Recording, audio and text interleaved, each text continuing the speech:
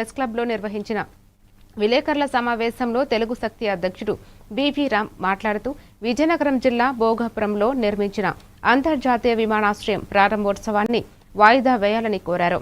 ప్రారంభోత్సవానికి సంబంధించిన పలు కీలక అంశాలపై ప్రభుత్వం దృష్టికి తీసుకువెళ్లాల్సిన అవసరం ఉందని పేర్కొంటూ వాటిని పరిష్కరించిన తరువాతే విమానాశ్రయానికి ప్రారంభించాలని ఆయన విజ్ఞప్తి చేశారు.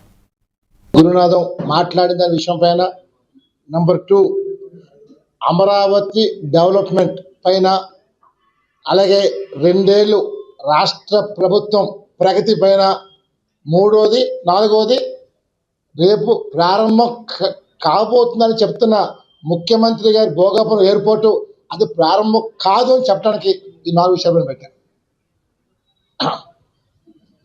ఇటీవల అమరావతి పర్యటించినప్పుడు నిజంగా అది ప్రజా రాజధాని కార్పొరేట్ రాజధాని అర్థం కావట్లేదు. అదంతా లోకేష్ పెట్టిన పేడ్ ఆర్టిస్ట్ మనం చేస్తున్నాం. ఎందుకంటే ఎప్పుడు కూడా ప్రభుత్వం ఆనాడు ప్రభుత్వం 3 రాజధానిప్పుడు ఓ ముఖ్యమంత్రి ఓ మనిషిని పెట్టుకుని చేసే అవసరం లేదు. మరి నేను ఎందుకంటున్నానంటే ఈ గురునాథం అనేవాడు ఈరోజు ఏ పార్టీలో ఉన్నాడు? టీడీపీ పార్టీలో ఉన్నాడు.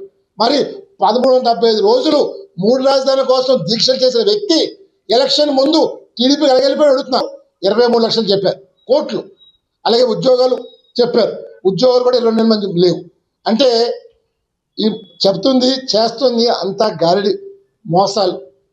మేము ఎందుకంటే చాలామంది అడిగారు కూడా, రామ్ గారు మీ గతంలో టీడీపీ చంద్రబాబు ఫరగా, నేను ఎప్పుడూ ప్రజల కోసం పనిచేసాం, తెలుగు శక్తి తెలుగు జాతి కోసం పనిచేసాం. అంతేగాని ఎవరి కింద మేము పేడ్ ఆర్టిస్ట్గా ఎప్పుడు పనిచేయలేదు, చెయ్యం కూడా, అవసరం రాముకు లేదు. ఈరోజు ఈ ప్రభుత్వం చేస్తున్న దుర్మార్గం